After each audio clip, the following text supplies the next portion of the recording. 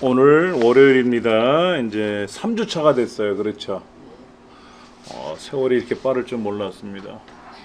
그 사이에 진도도 조금씩 나가고 있는 것 같고요. 25번째 내용은 시스템 유지 보수인데 보시다시피 시험에 많이 출제됐어요. 그만큼 중요하다는 얘기입니다. 그 중에 첫 번째가 바로 디스크 검사하는 겁니다. 디스크를 검사한다는 얘기는 내 컴퓨터에 오시면 이렇게 C 드라이브도 있고 D 드라이브도 있고 뭐 USB 메모리도 있고 그 다음에 뭐 CD-ROM, DVD 같은 것도 보이는데 이 자체를 검사한다는 얘기예요. 그러니까 내 컴퓨터 창에 와서 그러니까 내 탐색기라고 하는 거죠. 탐색기 창에 오면은 컴퓨터가 보이잖아요. 드라이브가. 여기에서 마우스 오른쪽 버튼 누르시면 이렇게 속성이라고 있어요. 속성. 그럼 거기 가서 도구에 가시면 이렇게 검사하는 기능이 있어요. 오류 검사, 무슨 검사 이런 게 뭐가 많아요. 예, 디스크 정리하는 것도 있고요. 이제 이런 거를 가지고 우리가 이제 사용하는 거예요. 오류 검사 이런 거죠. 오류 검사. 이게 디스크 검사하는 겁니다. C 드라이브는 이렇게 하는 거고 D 드라이브는 또 D 드라이브에 가서 속성에 가서 또 도구에 가서 또 얘를 검사하는 거고. 그럼 도대체 뭐를 검사하느냐? 오류를 검사하는 건데 사람도 그런 거 있잖아요. 하루 자고 나면 기지개도 켜보고 잘 잤는가 이런 것도 확인하잖아요. 병원에 가서 정기검사도 받고 그렇잖아요. 컴퓨터도 마찬가지예요. 이렇게 검사를 눌러서 이상이 없는지를 확인해 보셔야 되고요.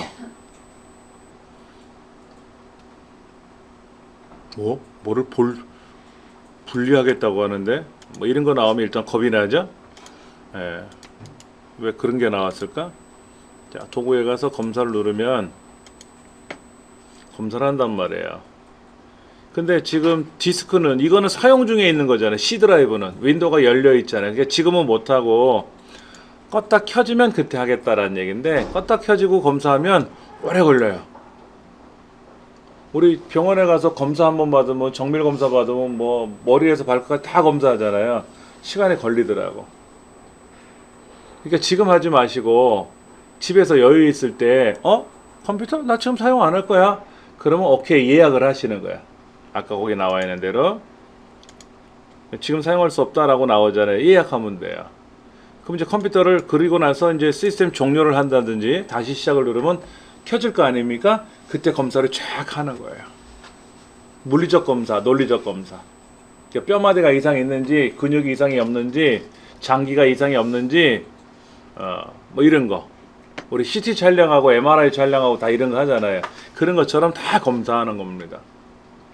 그 다음에 USB 메모리를 꽂았더니 뭐 오류가 발생했습니다. 검사하세요라고 창이 뜰 때가 있어요. 그러면 검사하셔야 돼요. 검사하시면 오류에 대한 거 다 해결 봐요. 예. 그렇게 하면 된다 하는 거죠. 그런데 CD-ROM 드라이브는 검사를 못 한대요. 아까 제가 여기 내 컴퓨터 안에 여러 가지가 있다 그랬잖아요. 근데 CD-ROM 드라이브는 검사하려면 어떻게 돼요? 뭐 매체가 들어가야 되잖아. 그럼 잘못됐으면 어떻게 돼요? 고쳐야죠. 사람도 어디가 다쳤으면 뭐 꼬매든지 뭐 수술 이렇게 할 거 아닙니까? 근데 CD-ROM들은 우리가 수정을 못 하잖아요. 이게 얘는 못 한다. 그 다음에 네트워크 드라이브. 네트워크 드라이브는 뭐예요? 남의 거죠. 내 게 아니잖아. 상대편 폴더를 내 컴퓨터 상에 드라이브처럼 만들어 쓰는 건데 여기에 문제가 있다는 얘기는 내 컴퓨터에 문제가 아니라 그쪽 사람 컴퓨터에 문제가 있다는 얘기잖아요. 그쪽에서 해결 봐야 될 일이지. 예. 그 다음 포맷이라는 거는 예를 들면 이런 거예요. 외장하드를 새로 사왔단 말이야. 외장하드. 뭐 USB 메모리를 새로 사왔어요. 그러면 여기에 오른쪽 버튼 눌러서 포맷 하는 겁니다. 포맷을 하면 이렇게 용량도 나오고요. 용량도 나오고 어떤 방식으로 포맷을 할 건지를 물어봐요. NTFS 방식인지 FAT32 방식인지 EXFAT 방식인지. 그리고 시작을 누르면 지금 시작 누르면 큰일 나죠? 이 안에 자료가 다 지워지니까. 포맷을 하면 자료를 다 지워줘요. 싹 지워줍니다. 초기화하는 거죠. 즉 우리 집을 포맷한다 그러면 뭐야? 우리 집을 헐고 새로 짓는다는 얘기예요. 그럼 그 안에 들어있던 우리 세간살이들은 어떻게 될까요? 다 지워져요. 없어져요. 안 돼요. 그럼 어떨 때 할까? 새로 사왔을 때. 새로 사왔을 때 또는 중간에 사용 중이라도 디스크에 문제가 발생했대요. 이럴 때는 초기화를 시켜야 되겠죠. 그 외에는 뭐 굳이 그 다음 레지스트리라고 하는 게 있는데요. 레지스트리는 어디 가도 명령이 없습니다. 어디 가도 이 프로그램 명령이 없어가지고요. 실행창이 나오죠. 여기 검색창 여기다가 regedit 레지스트리 에디터라는 명령을 걸면 이렇게 창이 떠요. 이게 레지스트리 편집기 창입니다. 근데 이거 잘못 건들면은요 큰일 납니다. 이게 사람으로 말하면 신경구조예요. 이 컴퓨터에 기록되어 있는 모든 하드웨어나 소프트웨어적인 정보가 다 들어있어요. 얽히고 설켜 있는 거예요. 근데 이 중에 뭔가를 잘못 건드면 어떻게 될까요? 안 움직인다든지 프로그램이 작동이 안 된다든지 기계가 프린터가 작동이 안 된다든지 그럴 수가 있어요. 그래서 바이러스에 감염되면 여기 정보를 레지스트리 정보를 싹 삭제하는 경우도 있어요. 그래서 레지스트리는 원래 파일이 하나 있고 얘를 저장을 하게 되면 백업 파일이 하나 더 생기긴 하는데 이거는 아는 게 힘이 아니라 모르는 게 약입니다. 이런 게 있다더라 하는 것만. 이런 게 있다더라. 그러니까 계층적 데이터베이스다. 그러면 레지스트리 이 정도만 알고 계시면 돼요. 이거를 고치는 방법은 모르셔도 상관없습니다. 이 고치는 거는 PC 정비사 자격증 외에는 안 나와요. PC 정비사는 실제로 이걸 고칠 줄 알아야 컴퓨터 문제를 해결할 수 있기 때문에 시험에 내지만은 그 외에는 내지를 않아요. 그 다음 복원. 예를 들면 이런 경우 있죠. 도자기를 떨어뜨려서 깨졌어요. 그러면 복원한다 그런 얘기를 하잖아요. 근데 완벽하게 복원은 안 되겠죠. 저번에 보니까는 뭐 생활의 달인인가 뭐 여기 보니까는 명품 핸드백이 불이 탔어. 한쪽이 이렇게 끄실렸는데 그거를 완벽하게 복원을 하더라고요. 그러고 보면 신기해요. 일반 뭐 이렇게 풀로 붙이는 게 아니라 뭐 나무에서 뭐를 추출해 가지고 이렇게 만들더라고요. 굉장한 기술이야. 컴퓨터도 그런 게 있죠. 예를 들면 어떤 A라는 프로그램을 설치하고 나서 컴퓨터가 이상해졌어요. 뭐 그것 때문에 영향을 받았는지 뭐 프린터도 제대로 안 되는 것 같아. 그래서 프린터를 다시 삭제하고 다시 설치해도 안 돼. 그리고 A라는 프로그램을 제거했는데 제거하고 나서도 안 돼. 제대로 안 움직여. 문제는 A라는 프로그램을 설치하기 전 상태로 되돌아가야 될 것 같아. 우리가 넘어지면 어떻게 돼요? 피나죠. 상처나면 아물면 된다고 하지만 아프잖아요. 제일 좋은 건 뭡니까? 넘어지기 전 상태로 되돌아오는 거지 않습니까? 사람은 불가능하지만 기계는 가능하거든요. 그래서 제어판에 가면은 시스템이라는 항목이 있어요. 여기도 있습니다. 보조 프로그램 그룹 안에 가도요. 보조 프로그램 그룹 안에 가면은 시스템 도구라고 있어요. 그 안에 가시면 여기 시스템 복원이라고 있습니다.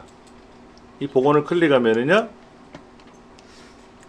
이제 어느 날짜에 문제가 생겼는지를 확인해 봐야죠. 만약에 다음 눌러보면 돼요. 여기 예를 들어서 9월 17일 9월 17일 날 무슨 프로그램을 설치했대요. 전산회계 프로그램 설치했대요.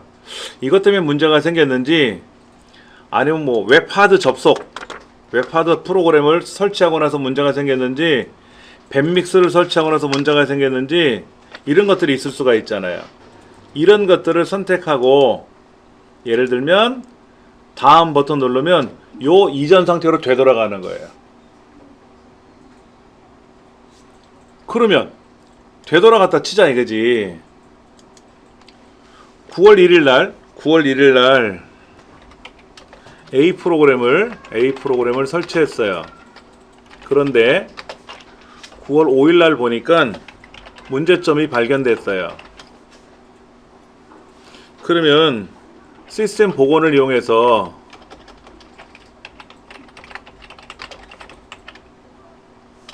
9월 1일 이전으로 되돌아간다 이거죠. 맞잖아요. 그렇죠? 그러면 9월 3일 날 9월 4일 날 작성한 파워포인트 자료는 어떻게 될까요? 내가 즐겨찾기 해놓은 것도 있잖아. 9월 2일 날. 얘는 전혀 문제가 없어요. 전혀 문제가 없어요. 여기 써 있잖아요. 내가 작성한 거, 또 열어본 거, 즐겨찾기 해놓은 거, 내 문서에 저장된 데이터, 휴지통, 이거는 전혀 문제가 없어요. 그러니까 안심해도 상관없다는 거. 안심해도. 그렇죠? 예, 요거 시험에서 이렇게 나오는데 실제적으로 해보세요. 그러면 걱정을 하더라고. 왜 걱정하세요? 했더니 그 이전으로 돌아가면 그 이후에 작성한 자료는 지워지지 않아요? 시험 문제에서 문제가 없다고 했잖아요. 근데 그건 문제니까 그렇고 실제는 아닐 수도 있잖아요. 또 그러더라고요. 그래서 아니다. 걱정 안 하셔도 된다. 예, 그렇게 하시면 전혀 문제가 없다라는 거 기억하시면 될 것 같아요. 그 다음에 요거 한번 같이 한번 해볼까요? 컨트롤 키 누르시고 왼쪽에 그 바로 위에는 쉬프트 키 누르시고 그리고 저 꼭대기에 ES 키라고 있어요. 그렇죠? 얘를 누르시면 이렇게 작업 관리자 창이 뜰 겁니다. 윈도우 7과 윈도우 10이 약간 차이가 나는데요.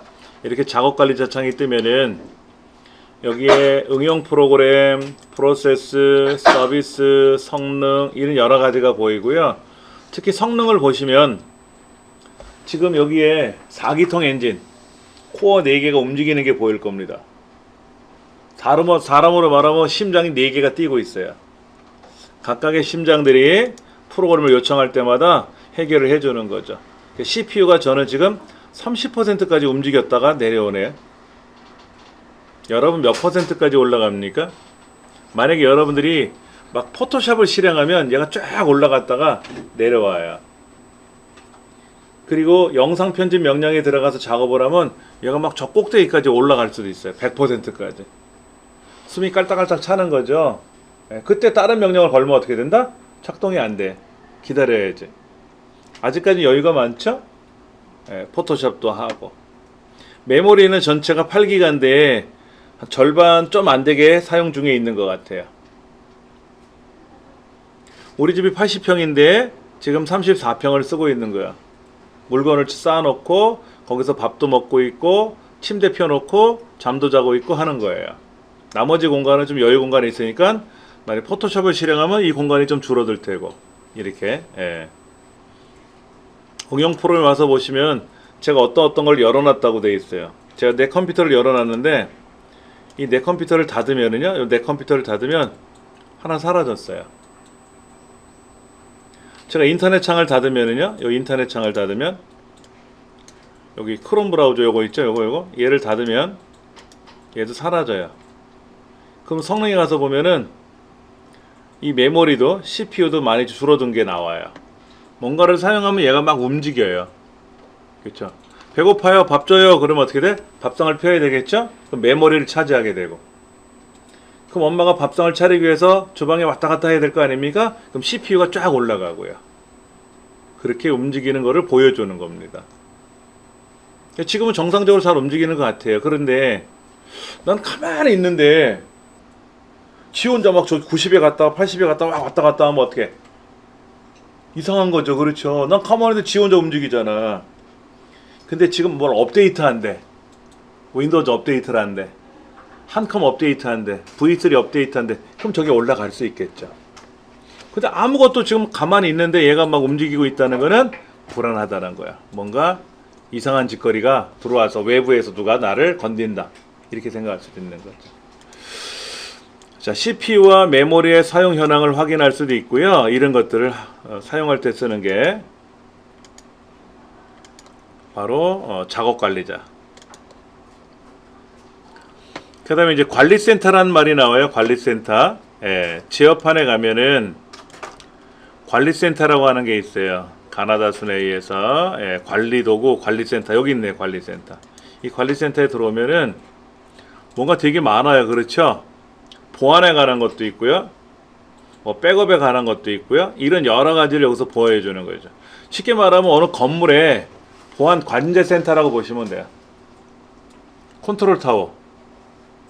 그래서 지금 어느 지역에서 불이 났습니다. 119에 신고가 들어온단 말이에요. 그러면 119 관제센터에서 어느 지역인지 호출을 하잖아요.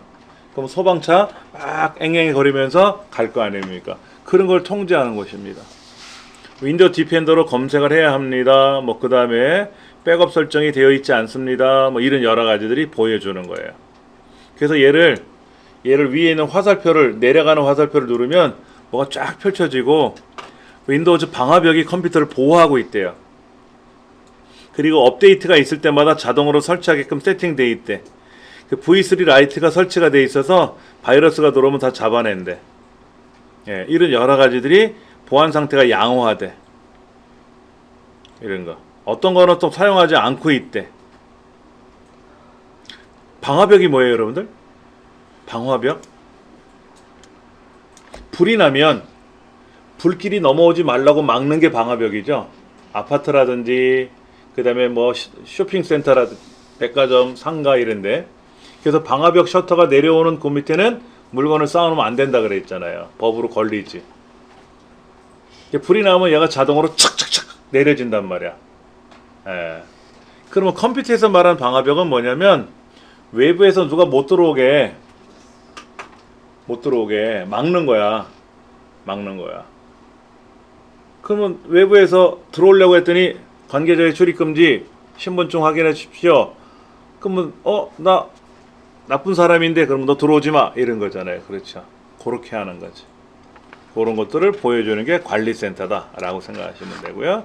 그 중에 이제 방화벽은 아까 그런 얘기로 외부에서 들어오는 정보를 제한한다.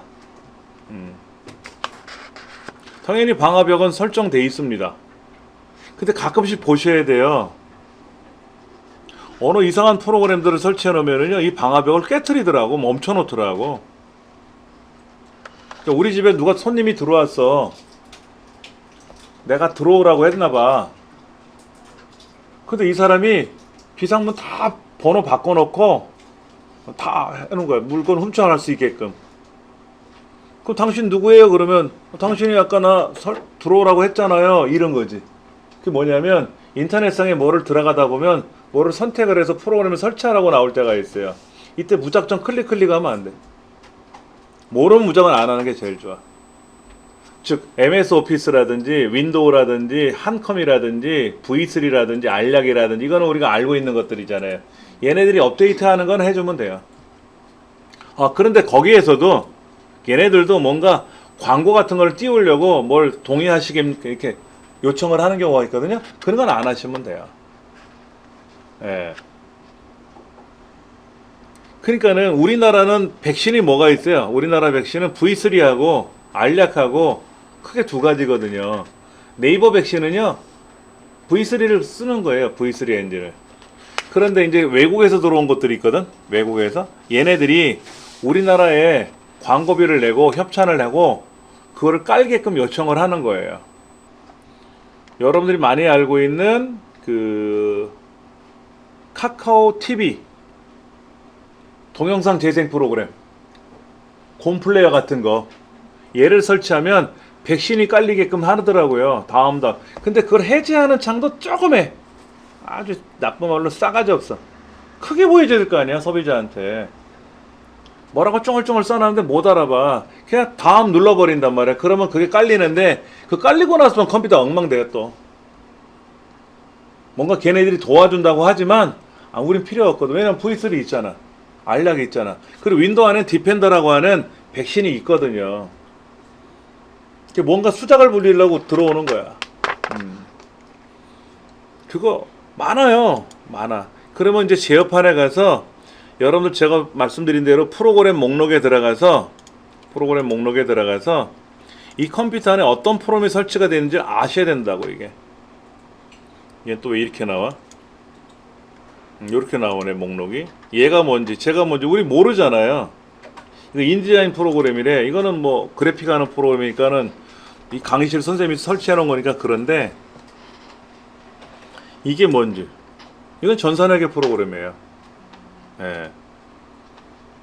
이건 뭐야? 이건 오피스, MS 오피스고 2013 버전이고, 이건 우리 공부하는 2010 버전이고, 뭐 이건 또 뭐야? 이건 또 뭐야?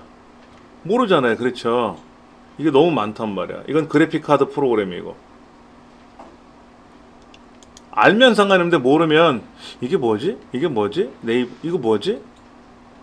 그냥 그대로 쓰는 거지. 궁금하면 물어봐야 되는데, 확인해야 되는데, 아니 난 몰라 그냥 뭐 알아서 하겠지. 우리 집에 모르는 사람이 들어와서 살고 있는데, 안방에 툭 앉아 있는데, 저 사람 누구지? 엄마 저 사람 누구야? 몰라, 그냥 알아서 나가겠지. 이런 거하고 똑같은 거예요. 관심을 가져야 되는 거지. 예. 자, 문제 뭐라고 써있나 볼까요? DMA, IRQ 같은 하드웨어 정보와 소프트웨어 실행 정보를 관리하는 곳이래. 그게 레지스트리죠? 레지스트리. 그럼 DMA는 뭐고 IRQ는 뭔지 몰라도 상관없어요. 알아서 다 해주니까. 예. 컴퓨터 구성에 관한 정보가 저장되는 저장소인데 하드웨어, 소프트웨어 실행 등에 관한 정보가 들어있고요. 데이터베이스를 의미하는 거래요. 이게 뭐야? 레지스트리 똑같은 거네.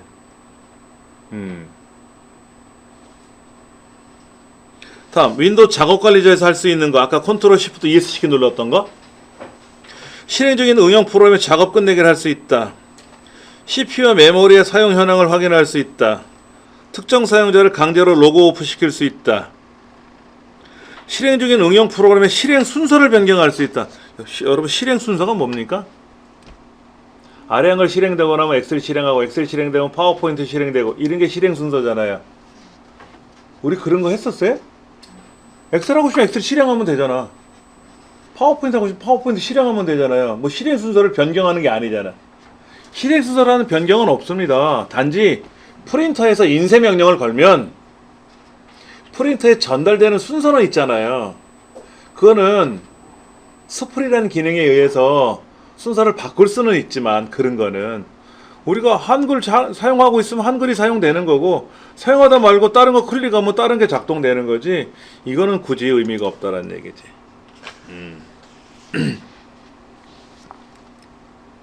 요 네 번째가 답인데요. 간혹 이런 문제 나오면 실행 순서라고 하는 게 그런 게 있었을 거야 라고 생각하시나 봐. 용어가 좀 까탈스럽고 그런 거죠. 예. 그 다음 26번째 최적화. 최적화도 시험에 어마어마하게 많이 나왔죠. 뭐 더 이상 표현을 못하니까 뒤에 점점점 찍어놨네. 최적화란 말은 뭡니까? 사람이 자고 일어났더니 목이 좀 불편해. 그러면 목 마사지해서 목이 정확하게 움직이게끔 해줘야 되고, 산에 갔다 오다가 접질렀어. 그럼 어떻게 돼? 침 맞고 해서 발목 이상 없게끔 만들어야 되고 해줘야 되잖아요. 그게 최적화야. 내 컴퓨터 안에 자료가 흩어져 있으면 어떻게 될까요? 예를 들면 밥을 먹으려고 그랬더니 숟가락은 안방에서 가져와야 되고, 밥그릇은 저기 베란다에서 가져와야 되고, 그 다음에 냄비는 화장실에서 가져와야 되고, 말도 안 되죠. 주방에 다 있잖아. 그러니까 주방에다 몰아놓고 쓰면 되지. 주방용품이니까. 그러면 내 책상에 와서 공부를 하려고 봤더니 연필은 없어졌어. 연필 보니까 주방에 가 있어. 지우개는 또 베란다에 나가 있어. 그럼 공부하려면 힘들잖아요. 한 대 모아놔야지. 그런데 컴퓨터들은 흩어져요. 처음에는 순서대로 쫙 놔 있었는데 자료를 삭제하고 또 다시 설치하고 프로그램을, 그런 과정을 여러 번 하다 보면 자료들이 여기저기 흩어지게 돼요. 흩어지면 찾아와야 되니까 오래 걸려. 엑셀을 실행하려고 그러면 엑셀이란 놈이 막 여기저기 흩어져 있으면 어떻게 될까요? 한 대 있어도 빠르지 않은데 흩어져 있으면 여기서 가져오고 저기서 가져오려면 느려지잖아요. 그래서 그런 거를 한 대 모아주는 거를 우린 단편화가 발생했다. 조각이 발생됐다. 그래서 조각을 모아주자. 그래서 조각 모음을 한다. 이런 얘기를 하는 겁니다. 그냥 흩어져 있는 데이터를 연속된 공간으로 모아주자. 그 다음에 10%가 넘으면, 흩어진 비율이 10%가 넘으면 아무래도 컴퓨터를 실행할 때 느려지니까 조각 모음을 실행하는 게 좋다. 그런데 이 조각 모음을 실행하는 동안 시간이 오래 걸려요. 몇 분이 걸릴 수도 있고 몇 시간이 걸릴 수도 있는데 심심하니까 인터넷을 한단 말이야. 안 돼. 조각이 또 발생돼. 아무것도 하면 안 돼. 그러니까 화면 보기도 작동되면 안 돼. 자, 이렇게 하는 겁니다. 내 컴퓨터에 가서 이 C 드라이브를 조각 모음이 실행될 수 있나 한번 확인해 볼게요. 속성에 가서 도구에 가면 조각 모음이 발생했는지를 확인해 볼 겁니다. 여기에 분석을 할 거예요. C 드라이브를. 0% 조각 났다고 써있네. 저는 0%라고 돼 있어요. 만약에 이 조각 분석을 한번 해보면 쭉 분석해 갖고 조각 모음 실행 안 해도 됩니다. 그러면 안 해도 되고, 하세요 라고 하면 되겠지. 예. 근데 요즘 나오는 노트북들은 하드디스크라는 거로 들어가 있지 않고 SSD라는 장치로 들어가 있거든요. 이 SSD라는 장치는 조각 모음을 안 해도 스스로 합니다. 하드디스크는 사용자가 직접 조각 모음을 해야 돼요. 이렇게 나와 있는 형태로 조각 모음을 수행을 해서 분석을 해가지고 이상이 없는지 있는지 확인해서 해야 됩니다. 예. 여기는 지금 아까 0% 조각 났다고 했으니까 굳이 뭐 분석 안 해도 되겠죠. 근데 한번 연습삼아 한번 해본 건데, 이제 만약에 분석이 다 끝나서 100% 완료가 됐어요. 그러면 조각 모음을 실행하면 어떻게 될까요? 얘를 선택하고 조각 모음 실행하면 얘가 막 데이터를 모아주겠죠? 흩어져 있는 데이터들을. 예. 근데 지금은 뭐 조각이 안 나와 있는데 모음 실행해봐도 의미가 없는 거지. USB 메모리도 그래요. USB 메모리도 그렇고 그런 것들을 할 수가 있습니다. 예. 그 다음에 디스크 정리라고 하는 말이 나올 거예요. 디스크 정리. 디스크 정리는 뭐냐면, 자, 여러분들 댁에 있는 집을 한번 생각해 보세요. 대청소, 집안 정리 좀 할까? 이런 얘기를 할 겁니다. 베란다에 나갔더니 3개월 전서부터 쌓아놨던 신문이 거기 쌓여있네. 안 보는 신문. 이거 사용할 건지 안 할 건지 판단해야 되겠죠? 그래서 폐품으로 뭐 고물상에 팔던지 아니면 재활용 때 내놓든지 해야 되겠고, 그 다음에 작아서 못 입는 옷들이 옷장에 많이 있더란 말이야. 그러면 내가 살을 빼서 입든지 아니면 버리고 그 공간을 다른 거로 메꿀 수도 있잖아요. 그렇죠? 근데 이거는 사람이 판단하는 거 아닙니까? 딴 사람 보고 정리하라고 하면 정리 못하죠. 근데 컴퓨터도 마찬가지예요. 그러면 이 컴퓨터 안에 뭔 자료들이 들어있잖아요. 이 자료를 무작정 삭제할 수는 없지 않습니까? 여기는 어떤 선생님이 삭제 금지라고 써놨어요. 근데 이걸 제가 삭제하면 이 선생님이 연락했지. 난리 날 거란 말이야. 그 다음에 여기 보면 다운로드 폴더도 있고, 그 다음에 이쪽에 보면 문서 폴더도 있고 여러 개가 있는데 이걸 제 마음대로 삭제할 수는 없잖아요. 그렇죠? 그러나 이 안에 어딘가에 쓸데없는 찌꺼기가 어딘가에 있거든. 휴지통이라든지, 그 다음에 임시 파일이라든지. 임시 파일은 뭐냐면요, 여러분들이 인터넷상에서 이 교환을 클릭하면 이 교환이 열리죠. 그러면 이 교환이 열린다는 얘기는 인터넷이라는 공간에 있는 데이터가 내 컴퓨터 주기억 장치로 왔다는 얘기예요. 그럼 주기억 장치로 오기 위해서는 반드시 보조기억 장치를 거쳐야 오거든요. 그럼 보조기억 장치 어디에 들어있을까요? 몰라.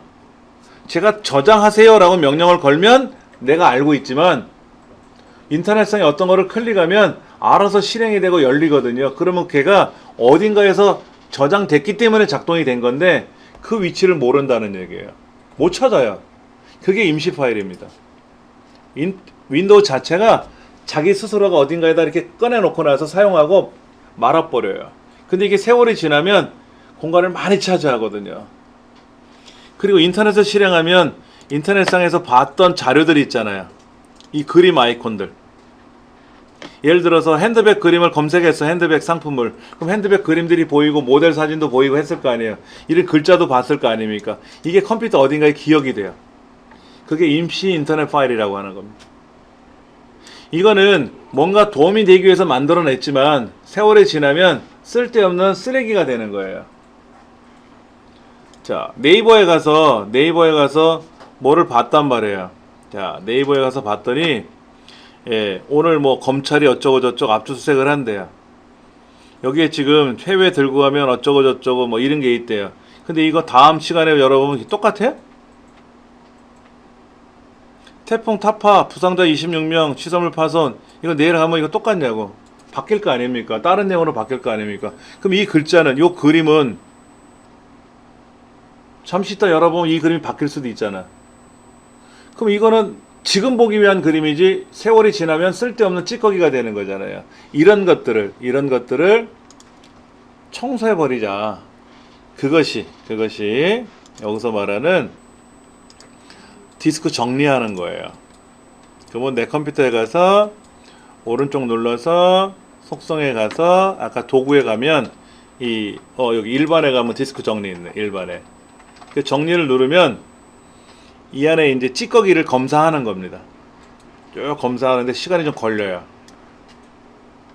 그러니까는 여러분들의 누가 집에 청소도우미가 온 거야. 전문 청소도우미가. 그래서 천장서부터 그냥 다 뒤지는 거야. 주방에 가서 봤더니 유통기간 3년 지난 뭐가 하나 있어. 그러면 버려야 되겠고, 그런 거는 말 하나도 버려야 되겠죠. 옷장을 가서 봤더니 무슨 옷인지 몰라도 오래된 옷 같은데 그건 주인한테 물어보겠지. 이거 버려도 돼요? 그러면 주인이 보고 버리세요. 그럼 싹 버리는 거예요. 그런 작업을 하는 중이에요. 시간이 좀 걸립니다. 이거는 한 뭐 6개월에 한 번 하면 돼요. 3개월에 한 번 정도. 매일매일 할 필요는 없습니다. 찌꺼기가 쌓이지 않으니까. 그러면 저장 공간을 더 확보할 수 있겠죠. 우리 집에 쓰지 않는 물건을 청소하면은요, 방 하나만큼 나온대요. 보통. 그럼 어떤 사람은 그러더라고. 그 방 하나만큼 나온 거를 치우면 방 하나가 생기니까 그걸 세를 주자. 그럼 30만 원을 받을 거 아니냐. 뭐 이런 얘기를 하시는 분도 있더라고요. 이런 거예요. 이 컴퓨터가 지금 저장 공간이 이렇게 되고 사용 가능 공간이 요만큼 있는데 이 사용 가능한 공간이 늘어나는 거죠. 사용 중인 공간이 줄어들면서. 그렇죠. 예. 요 기다리는 동안에 다른 거 한번 볼게요. 디스크 정리라는 것도 있고요. 그 다음에 또 뭐가 있냐면 밑에 백업 및 복원이라는 거 있죠. 백업 및 복원. 백업이라는 말은 뭡니까? 백업. 어떤 것 대비를, 어떤 만일의 사태를 대비해서 하나 보관해 두는 거를 백업이라 그래요. 그러면 제가 USB 메모리에다가 오늘 수업한 자료를 저장을 한단 말이에요.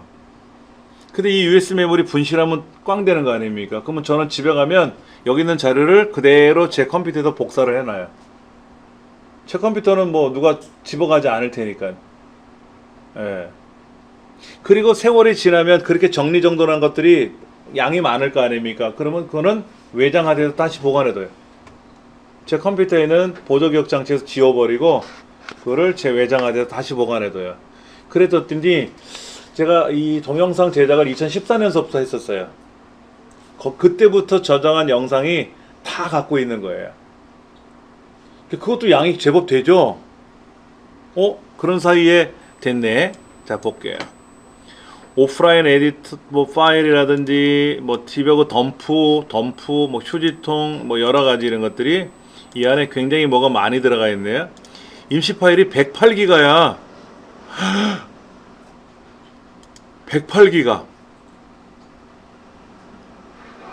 업데이트 정리한 게 2.37기가인데 어마어마하게 많은 양이 이 안에 처박혀 있는 거예요. 108기가. 좀 깜짝 놀랐네. 113기가를 없앨 수 있대요. USB 메모리 64기가, 32기가가 아니라 128기가 분량만큼 100기가 이상을 확보할 수 있다는 얘기죠. 이런 것 때문에 느려졌나? 청소해 볼게요. 예, 확인 누르면은요, 깨끗하게 쫙 청소를 하겠죠. 어쩐지 느리더라 그랬어. 왜냐면 이런 게 많으면 느려요. 느려. 자, 다시 백업으로 돌아갈게요. 요거는 이제 정리하는 동안 좀 지켜볼 거고요. 백업은 만일의 사태를 대비해서 하나를 더 보관하는 걸 백업한다 그랬지 않습니까? 이런 거죠. 제 컴퓨터에 있는 이 USB 메모리 요거를 얘를 복사해서 다른 곳에다가 어디에다가 하나 더 보관해 둘 거 아닙니까? 이렇게 붙여넣기 들어오면 여기 하나 더 복사돼서 들어오잖아요. 그렇죠? 이것도 백업이에요. 이거는 사용자가 선별해서 백업하는 거지. 선별해서 백업하는 건데, 그렇지 않고 통째로 백업하면 어떻게 하느냐 이거지. 이 C 드라이브에 있는 거를 통째로 백업할 수는 없느냐 이거지. 이제 그것이 아까 우리 책에 나와 있는 백업 이 기능입니다. 이 백업을 누르면 이 C 드라이브에 있는 게 통째로 어딘가에 보관이 되는 건데, 그러니까 내 컴퓨터 어딘가에 문제가 발생하면 내 컴퓨터가 다 박살날 거 아니에요. C 드라이브가 박살나요. D 드라이브는 안 나가요. 웬만해서는. 그럼 이제 D 드라이브에 보관했던 거를 되돌려 놓으면 될 거 아닙니까? 그런 작업인데, 이 백업은 의미는 알겠는데 너무 오래 걸려요. 그러니까 여러분들이 대부분 내 문서나 내 사진, 음악, 이 비디오 이런 데 가면 여러분이 저장한 데이터들이 바탕화면이나 이런 데 가면 있잖아요. 이거를 복사해서 보관해 두시면 돼요. 여러분 개인적인 영화 다운로드 받았던 거 있던가, 또 디카로 스마트폰으로 촬영한 사진 같은 거, 이런 거는 여러분들이 갖고 계셨다가 저장하시면 되지. 다른 곳에 외장하드 사셔가지고 그렇게 하시면 되지. 예, 아직 하고 있대네. 자, 그 다음 이 디스크 조각 모음 같은 경우는 윈도우 7은 조각 모음이라고 나오는데 윈도우 10은 조각 모음이 최적화라고 떠요. 메뉴 이름이 약간 다르거든요.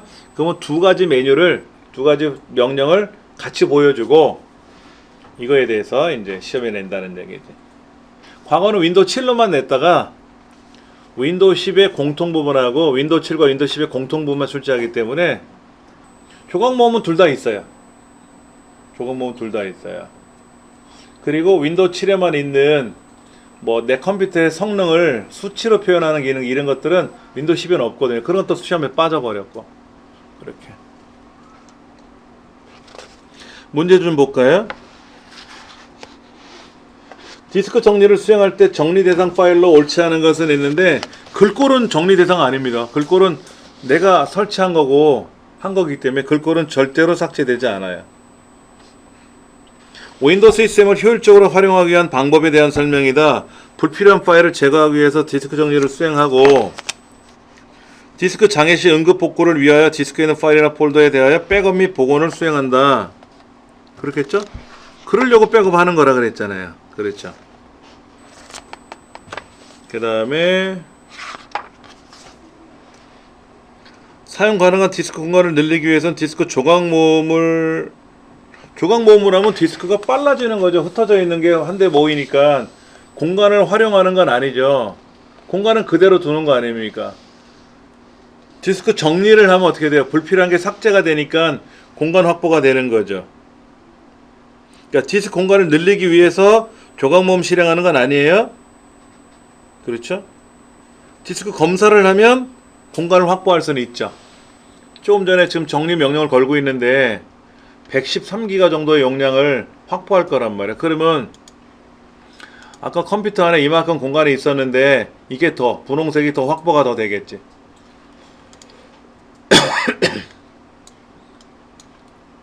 이렇게 두면은 지금 129기가가 사용 중에 있는데 얘가 정리정돈되면서 요 숫자가 줄어들고 가능한 공간이 더 늘어나겠죠. 전체 공간이 어차피 똑같은 거니까. 이렇게. 예. 여기가 그래픽 소바다 보니까 포토샵이나 이런 작업할 때 그래픽 프로그램을 이용해서 파일을 가져와서 작업하는 게 많잖아요. 그리고 이제 그런 것들을 하다 보니까 그게 어딘가 임시 공간에 생기는 거예요. 그런 것들이 많이 생겼나 봐. 그렇죠. 여기는 그래픽 수업이니까 전자출판이니까 얼마나 많은 그래픽 작업을 하겠습니까? 그래서 그런 것 같아요. 그 다음에 이제 거의 다 되는 것 같은데, 이제 나름 정리가 된 거죠. 정리가 됐어요. 이 전체는 똑같고, 이제는 좀 더 여유 공간이 생긴 거죠. TCP/IP 27번째 내용은 TCP/IP라고 하는 내용이 나와 있습니다. TCP/IP를 어떻게 수동으로 IP를 설정할 경우 인터넷 접속을 위해 반드시 지정해야 하는 구성 요소가 있다. 이게 뭐 IP4에서는 이렇게, IP6에서는 이렇게, 이런 얘기가 나오잖아요. 여러분 혹시 인터넷, 지금 컴퓨터 켜져 있을 테니까 오른쪽에 보시면 끝부분에 시간과 날짜가 나오는 공간에 보면 거기에 네트워크 이렇게 플러그 꽂혀 있는 그림 같은 게 있을 거예요. 한번 찾아보세요. 그럼 뭐 네트워크 뭐 인터넷 액세스 이런 게 떠 있을 겁니다. 확인하셨어요? 네. 얘를 클릭하면 이렇게 현재 연결되어 있는 대상 해서 네트워크 및 공유센터 열기 이런 항목이 있을 겁니다. 눌러보세요.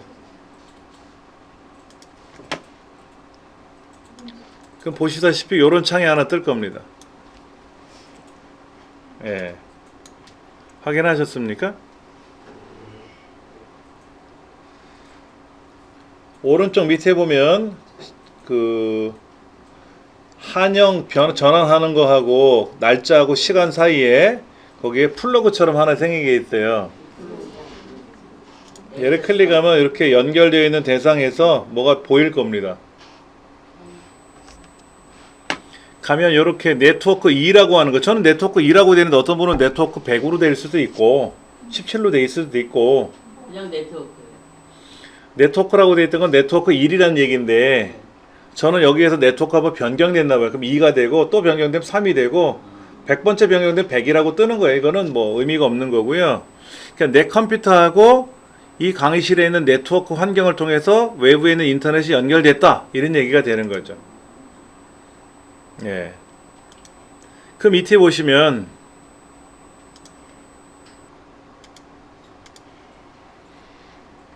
뭐 명령만 걸면 다 답답해 죽겠어. 예? 여기 보면 이제 로컬 영역 연결이라고 돼 있을 거예요. 저는 홈 네트워크라고 돼 있어요. 여러분들은 뭐로 돼 있습니까? 공용 네트워크, 홈 네트워크, 회사 네트워크 세 가지가 있어요. 네트워크 종류가.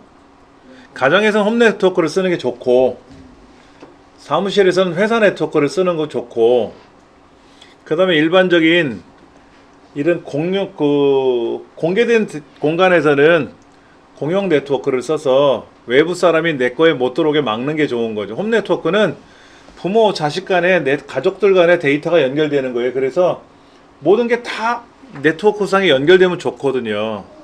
그건 큰 차이고, 여기 로컬 영역 연결을 클릭해 보면 이렇게 TCP/IP4로 연결되어 있다, IP6은 연결되어 있지 않다, 뭐 이런 게 보일 겁니다. 그 다음에 속도가 100mbps라고 써 있네요. 여기 기가 인터넷 들어와 있거든요. 근데 여기는 허브, 여기 이 장치가 100메가짜리인가 봐요. 저쪽 강의실은 기가 인터넷 들어와 있는 거 확인해요. 그래서 그 허브도 바뀐 거로 알고 있는데 여기는 그대로 옛날 장비를 쓰는 것 같아요.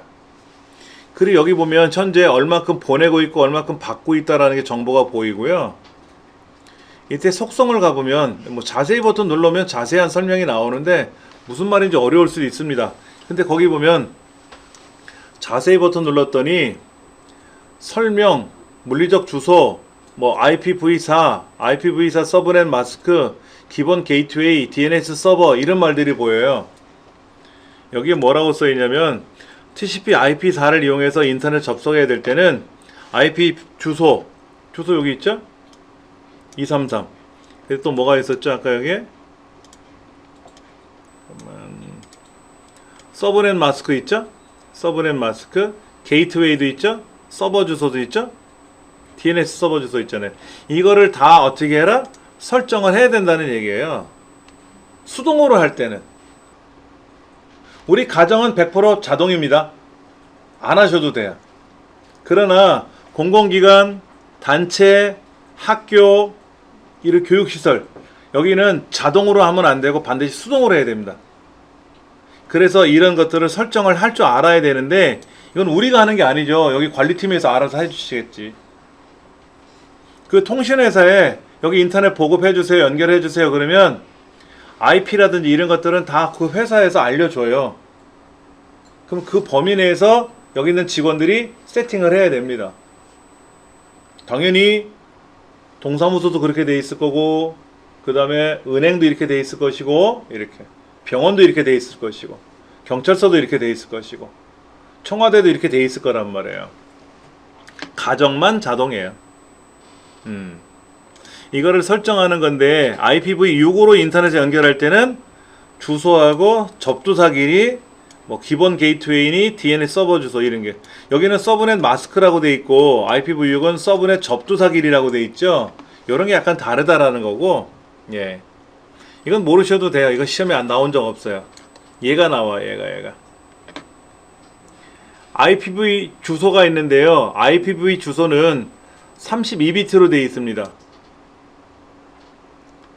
8비트씩 점으로 구분되어 있어요. 메모를 하나 해드릴게요.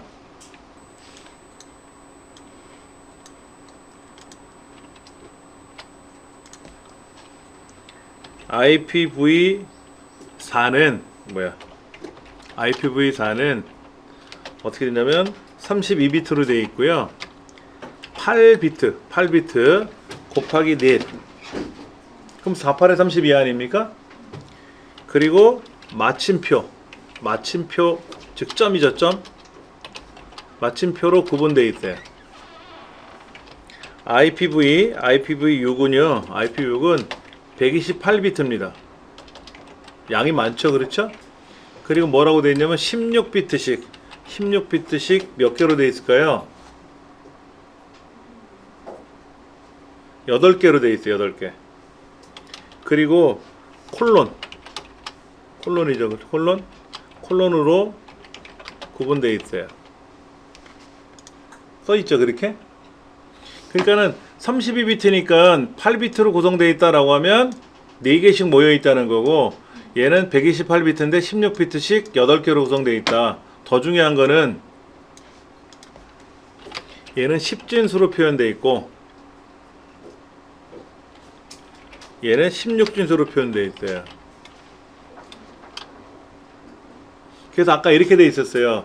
192.168.0.1 이런 식으로 IPv4는 이렇게 돼 있어요. 그러니까 하나, 둘, 셋, 넷 사이사이에 점으로 구분되어 있죠, 그렇죠? 이렇게 돼 있는 거지. 그러니까 이거를 헷갈리는 거지. 태어나서 이런 걸 처음 보잖아 또. 맞아요. 자주 본 것도 아닌데. 그것만 기억하세요. 그것만. 다른 거 신경 쓰지 마시고요. 그 다음에 DNS 서버 주소는 아셔야 돼. DNS 서버 주소. DNS라고 하는 게 있어요. DNS 주소. DNS 주소. 서버 주소. 그러니까 도메인 네임 서버라고 하는 거예요. 도메인 네임 서버 또는 도메인 네임 시스템 이런 얘기 표현을 해요. DNS라고 말하는 게. 여러분 인터넷은요 무조건 통신 인터넷, 예.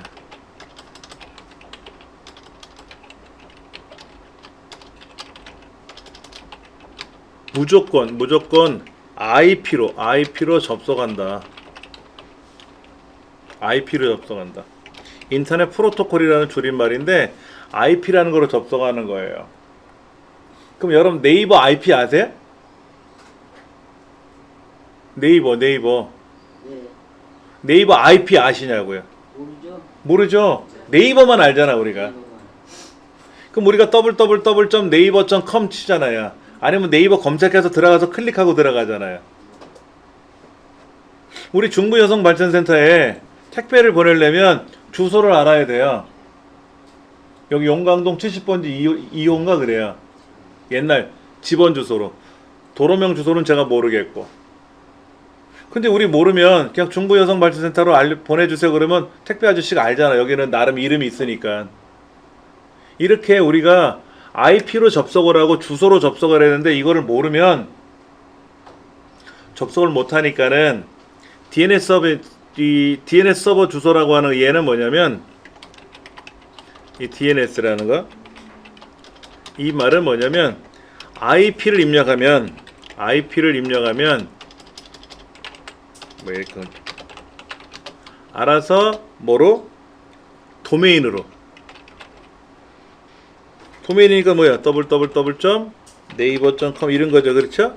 도메인으로 변경된다. 그래서 접속하게 된다. 변경해서 접속한다. 편하겠죠? 되게 편하잖아요.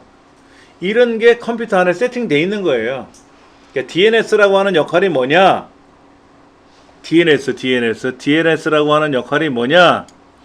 IP를 입력하면 그 IP에 해당하는 도메인이 있을 거 아니냐 이거죠. 이거를 알아서 글로 찾아가지고 접속해 주게끔 해주는 기능이다. 그러니까 우리가 예를 들어 정부종합청사를 어디를 가야 되는데 모르면 그냥 정부종합청사 뭐 예를 들어서 법무부 뭐 이런 식으로 쓰면 글로 갈 거 아닙니까? 우편물이 알아서 찾아가 줄 거 아니야. 거기가 세종로 몇 번지인지 몰라도 그럴 거 아니에요. 예. 그 예전에 그 방송에서 실제 나왔던 사례인데요. 뭐 어느 뭐 경상북도 무슨 군 무슨 면 거기까지는 들어갔는데 뭐 미르나무 뒷집 그다음에 노인회관 왼쪽 집 이렇게 써서 보내는 사람도 있대요. 주소를 못 외우니까 담배가게 뒷집. 그럼 거기 담배가게 하나 있나 봐. 그 면에 가면 그 뒷집에 사는 사람한테 저 다른 시골에 있는 어르신이 편지를 보내는데 주소를 못 외우니까 뭐 이렇게 마을회관 앞집 뭐 이런 식으로. 그래서 우편 배달부 아저씨가 다 찾아준대요. 다 찾아준대. 예. 신기하죠? 그게 DNS 역할이라고 보시면 돼요. 예. 그 정도만 기억하세요. 다른 거는 굳이 뭐 시험에 안 나오기도 하고 어려운 말이니까. 여기 가면 이제 아까 로컬 영역 연결에 들어가서 속성에 들어가서 TCP/IP4, TCP/6은 아직 세팅이 안 돼 있으니까 4로 가서 보면은 4 안에는 IP가 이렇게 돼 있고 DNS는 이렇게 돼 있고 저렇게 돼 있고 다 설정을 해야 돼요. 근데 이거는 단체나 이런 거고 우리 가정에서는 절대로 안 합니다. 다 자동으로 돼 있어요. 자동으로. 전혀 걱정을 안 하셔도 상관은 없다.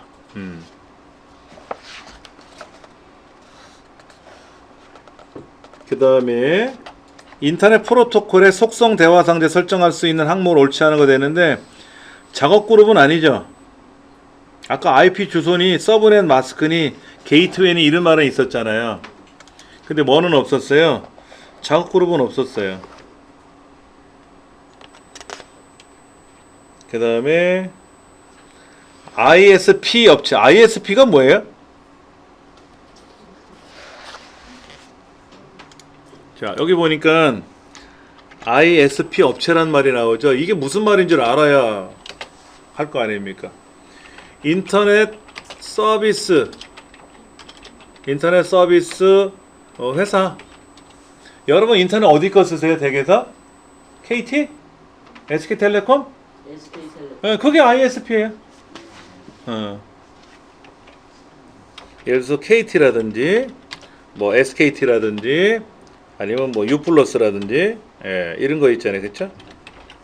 이런 걸 우리는 ISP 업체라고 한다.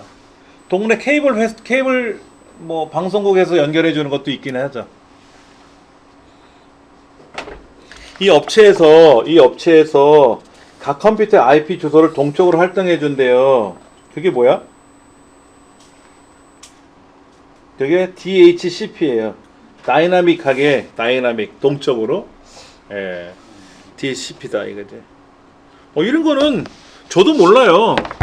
외우지 않으면 모르잖아. 이걸 뭐 배우긴 배웠는데 뭐 제가 이걸 굳이 외울 필요 없지 않습니까? 살면서. 그러니까 저도 이런 문제 나오면 찍어. ISP 이거는 알겠는데 거기서 이제 동적이니까 다이나믹하다는 얘기 아닙니까? 그러니까 뒤로 시작하는 걸 찾아보는 거지. 있네. 왜냐면 SMTP는 전자우편에 나오는 용어니까 아니고, TCP/IP 같은 경우는 일반적인 인터넷에 관련된 이야기고, HTTP 들어보셨어요? HTTP? 못 들어봤는데. 왜? 여기 있잖아요. 이렇게 여기 보면 이렇게 나오잖아요. 이렇게 HTTP 하고 나오잖아. 요거 우리 이거 모르고 그냥 앞에 있는 주소 도메인만 썼잖아요. 그렇죠? 맞아요. 여기 HTTP야. 근데 이거를 뭐라고 불렀어요? 조금 전에 책에서 프로토콜이라고 써 있죠. 프로토콜이란 얘기를 썼잖아. 프로토콜 이렇게 돼 있잖아. 이게 뭐냐면 통신 규약이에요. 규약이 또 헷갈리죠? 통신을 하기 위한 규칙과 약속. 통신 규약을 영어로 프로토콜이라 그래요. 그럼 우리 집에서도 밥 먹을 때 규칙이 있죠. 화장실도 규칙이 있죠. 잠잘 때도 규칙이 있죠. 공부할 때도 규칙이 있잖아. 예를 들어서 밥을 먹을 때 밥 다 먹었다고 밖으로 집어던지지 않는다. 뭐 이런 거 규칙이 있잖아. 물 먹었다고 물을 그냥 막 볼볼볼 마시다가 막 중간에 흐르면 그냥 막 도망가고 이런 규칙. 이러면 안 된다는 규칙이 있잖아요. 근데 그런 규칙을 지키지 않아도, 아니 정하지 않아도 나름 알잖아. 우리 어릴 적에 그런 거 있죠. 어른들이 숟가락 젓가락 내려놓기 전에 절대로 숟가락 젓가락 내려놓지 마라. 뭐 이런 거. 어른이 먼저 숟가락 젓가락을 드시고 식사를 하셔야 아랫사람이 따라서 먹는다. 뭐 이런 규칙들은 있었잖아요. 그런 규칙이 프로토콜인데 이 프로토콜 종류가 굉장히 많아요. 그 중에 하나가 HTTP라는 것도 프로토콜이고, 또 SMTP라는 것도 프로토콜이고, 얘는 이제 전자우편을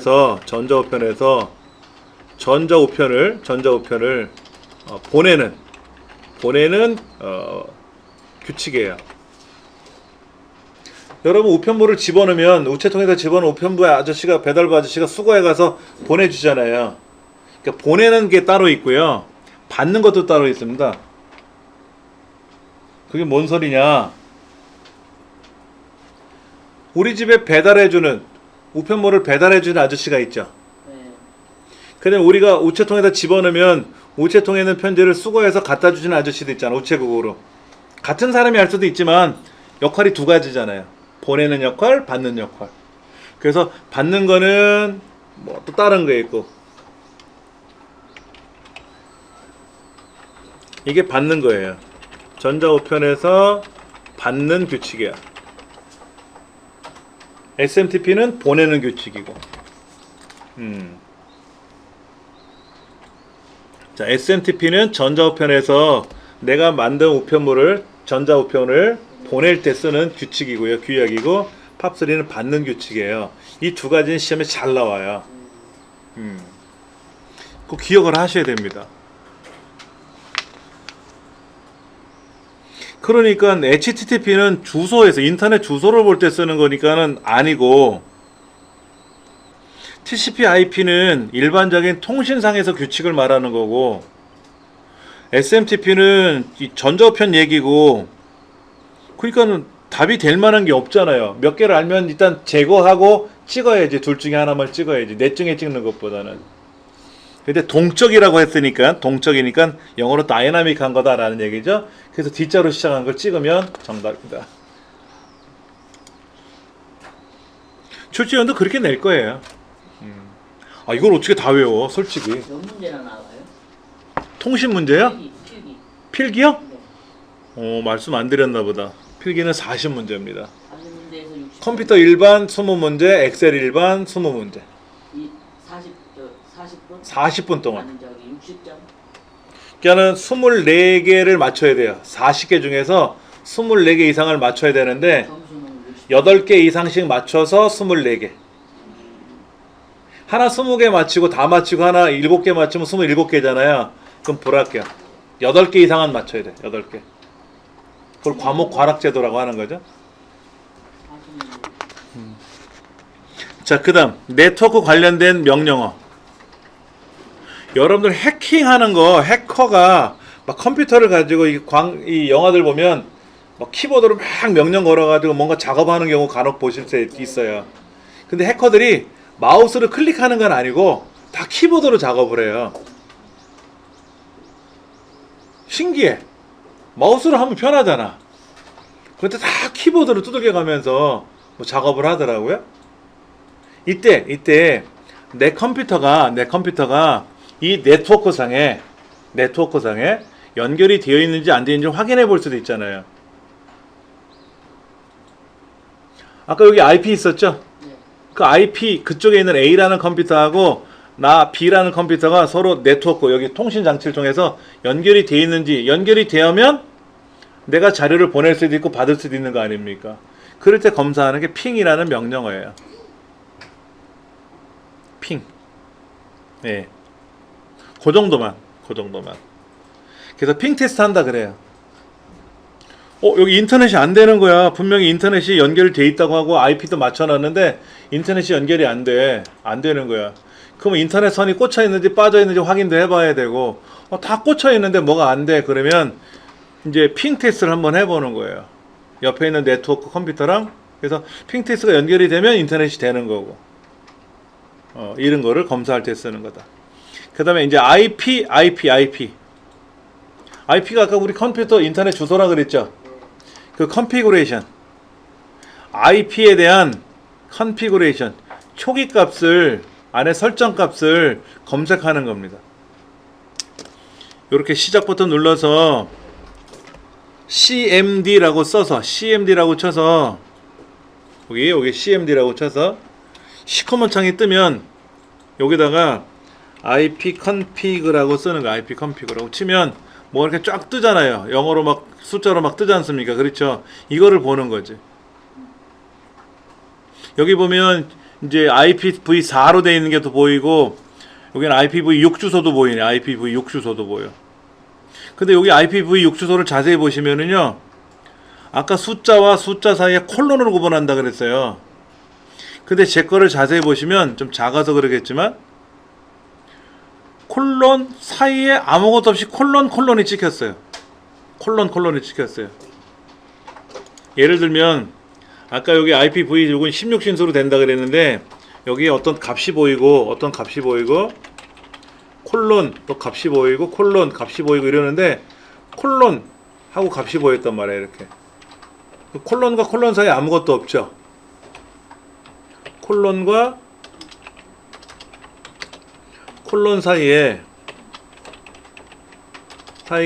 비어있다면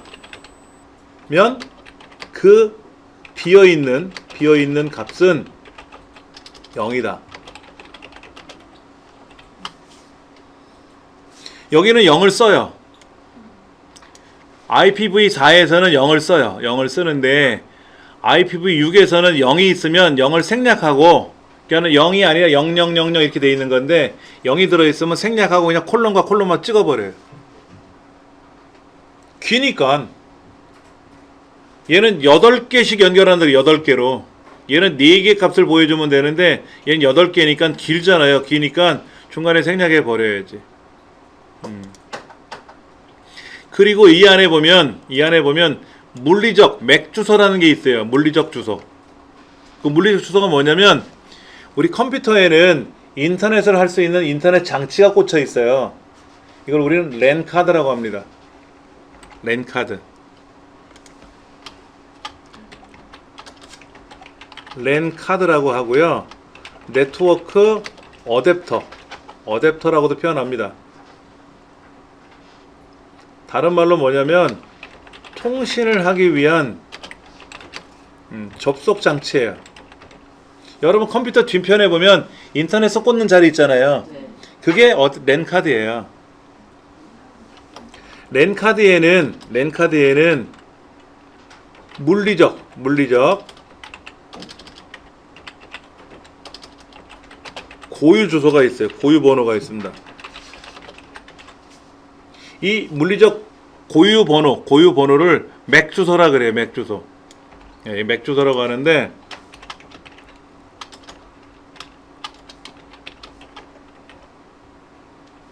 존재한다 이거죠. 예. 이 주소가 외부에 노출되지 않게끔 주의해야 돼요. 이거는 우리가 이제 통신 장치를 사면 또 요즘은 컴퓨터 안에 붙어 있으니까 이 통신 장치를 판매하는 컴퓨터를 판매하는 회사에서 우리나라 국가기관에 이거를 다 보고합니다. 맥 주소, 고유 번호가 다 있으니까 이런 주소가 지금 판매가 됐습니다. 이걸 우리가 회사에서 생산했습니다라고 이거를 다 신고를 하게 돼 있어요. 이 주소는 복합되지 않아요. 중복되지 않아요. 해킹할 때 이 맥 주소만 알면 자동으로 그냥 뚫려 들어갑니다. 예를 들어서 우리 김태희님 컴퓨터가 집에 있는데 제가 이걸 해킹하고 싶어요. 그러면 선생님 주소를 모르잖아요. 근데 맥 주소가 있으니까 이 맥 주소만 입력하면 선생님 컴퓨터가 어디 있는지, 컴퓨터를 꺼놓으면 할 수 없지만 켜져 있다면 맥 주소를 알 수가 있잖아요.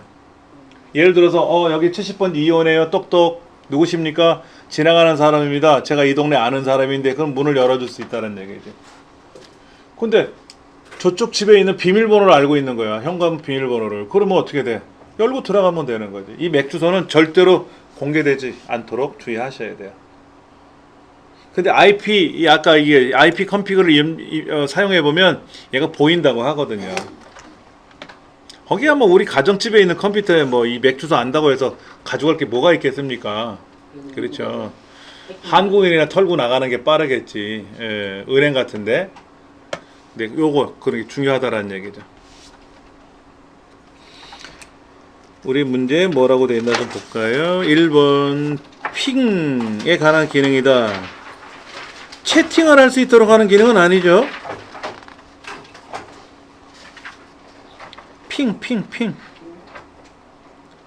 핑은 인터넷이 연결될 수 있는지를 연결 접속 여부를 확인하는 거죠. 그렇죠.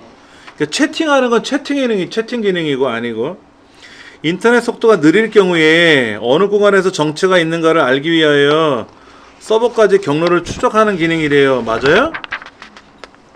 아까 뭐라고 한 것 같은데, 원격 컴퓨터가 현재 인터넷 연결되어 있는지 정상적으로 작동되는지를 파악하는 서비스. 이게 맞는 것 같은데? 네. 그렇죠. 3번이 맞는 거죠. 그 다음 아까 그 시커먼 창이 있었잖아요. 시커먼 창. 옛날 도스 창이라고 하는 얘인데 여기에서 빠져나갈 때는요, 여기 마우스로 닫으면 되잖아요. 근데 닫는 거 말고 명령어 엑시트에 엑시트. 저기 문짝이 위에 있는 비상구 네. 엑시트 EXIT, 그거 명령을 걸면 빠져나가요. 여기 써있네. 엑시트란 영어 단어 뜻은 탈출구라는 의미인데 길이 정해져 있는 거예요. 근데 ESC, escape라는 탈출이라는 명령은 길이 없는 거예요. 아무 때나 탈출할 수 있다는 게 escape라는 뜻이고, exit는 길이 정해져 있는 상태로 탈출하는 겁니다. 그러니까 이 담벼락 옆에다가 창문 열어놓고, 창문 그려놓고 거기다 exit라고 안 써놓죠. 이 창문 뚫고 나가면 죽잖아요. 그렇죠. 그러니까 이제 복도, 계단을 통해서 나가게끔 하는 거죠. 예. 그런 거다라고 보시면 됩니다. 자, 프로그램 내장 방식. 얘가 2008년도까지 나오고 안 나왔어요. 그런데 이 컴퓨터 역사 중에 일부가 될 수도 있던데, 컴퓨터 역사는 시험에 안 낸다고 해놨다가 오늘 갑자기 컴퓨터 역사가 하나 툭 튀어나왔어요. 출판사에서는 야, 안 되겠다, 역사도 넣자. 그래서 간단하게 넣었어요. 한번 보여드릴게요. 자, 우리 책에 보시면 이런 말이 나오죠. 프로그램과 데이터를 주기억 장치에 정해둔다. 이게 무슨 얘기입니까? 과거에는 계산을 어떻게 하냐면 데이터들을 한데 모아놔요. 그래서 혹시 여러분 저거 아세요? 옛날 그 수동식 교환기, 전화가 오면 그 전화를 어디 교환? 그러면 이제 교환이, 예, 교환입니다. 어디 대드릴까요? 그러면 저기 이장 면사무소 대주세요. 그러면 저쪽에는 코드를 빼서 면사무소에서 꽂아놓고 배를 띠리리 돌려요. 그러면 이 면사무소 전화기가 띠디디디 울리는 거지. 번호가 없이 들면 교환이 나오는 거니까. 그런 식으로 교환 장치처럼 데이터를 꽂아요. 뭐 어디다가. 그러면 더 한다 그러면 덧셈이란 명령도 거기다 명령을 걸어줘야 돼요. 요렇게 하는 게 더하는 거야 라고 코드를 막 연결해 놓고 수백 개 수천 개 연결해 놓고 나서 명령을 딱 누르면 결과가 찌리릭 하고 나오는 거야. 그러니까 또 더하기 한 번 더 할 거야. 그러면 더하기 명령 또 걸어야 돼. 더하기 할 때마다 더하기 명령을 걸어줘야 된다는 얘기지. 그러다 보니까 컴퓨터가 빠르긴 빠른데 답답한 거야. 야, 그러지 말고 더한다는 프로그램을, 더한다는 명령을 기계에다 알려주면 안 되니? 쉽게 말해 여러분 우리 엑셀 할 때 엑셀을 매번 설치하는 거 아니잖아요. 한번 설치해 놓으면 그게 컴퓨터에 보관이 돼 있고 엑셀을 실행하면 엑셀이 주기억 장치로 올 거 아닙니까? 그러면 사용자가 데이터를 입력하면 그거로 계산할 거 아닙니까? 이렇게 하면 안 될까? 라고 폴란드 수학자 폰 노이만이라는 박사가 이거를 제안을 해요. 논문에다가. 지금까지 컴퓨터는 프로그램을 안에다 넣고 쓰는 게 아니라 겉에다 명령을 그때그때 걸어야 되는데 프로그램을 안에다 넣어놓고 쓰면 안 될까라는 하고 논문을 발표합니다. 그랬더니 이제 이 논문을 보고 컴퓨터를 개발하는 이 단체나 이런 기업들이 그래 이렇게 만들어 보자 하고 프로그램을 내장 방식으로 만들어요. 근데 우리 컴퓨터는요 역사가 꽤 오래됐어요. 컴퓨터의 역사는 제일 처음에 주판이에요. 주판 5000년 전에. 그러다가 파스칼이라는 사람이 가감 덧셈 뺄셈 할 수 있는 이 기계를 만들어요. 그 다음에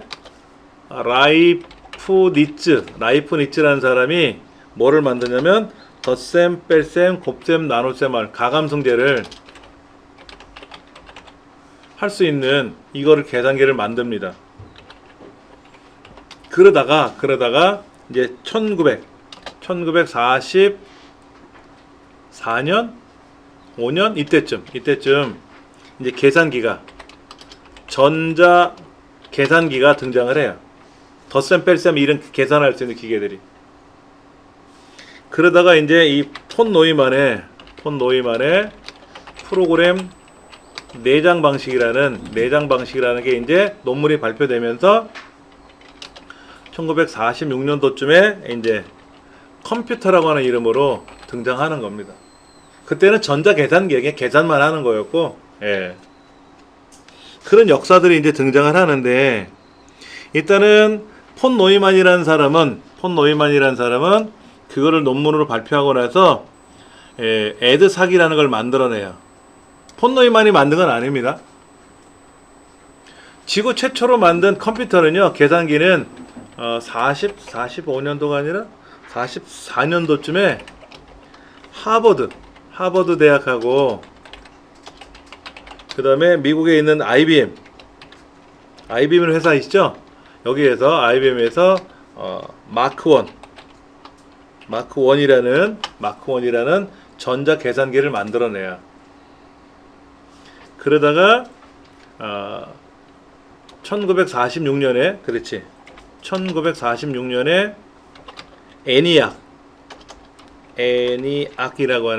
애니악이라는 최초의 전자 계산기를 만들어요. 그리고 이제 폰 노이만이 이 프로그램 내장식을 주장하고 나서 47년도인지 48년도인지 제가 다 기억은 못 하는데 이때 이제 뭐가 만들었냐면 에드삭 그 다음에 유니백 이런 게 이제 만들어지는 거죠. 거기 써 있나요?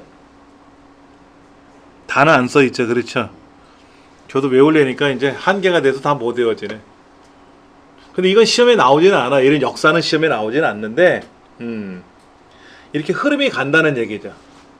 처음에는 진공관이라는 부품을 가지고 한 18,000개 정도 진공관을 연결해서 뭔가를 계산하는 걸 만들어요.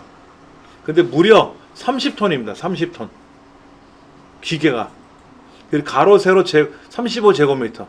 어마어마하게 큰 거죠? 어마어마하게 큽니다. 예. 애니악이라는 이제 계산기예요. 그럼 여기에 이제 뭔가 코드가 연결되어 있죠? 그래서 더해라, 빼라, 곱해라, 나눠하는데 1초에 덧셈 뺄셈 한 3,000번 합니다. 3,000개를 1초 만에 계산해요. 곱셈 나눗셈 한 300개 정도 한다 그래요.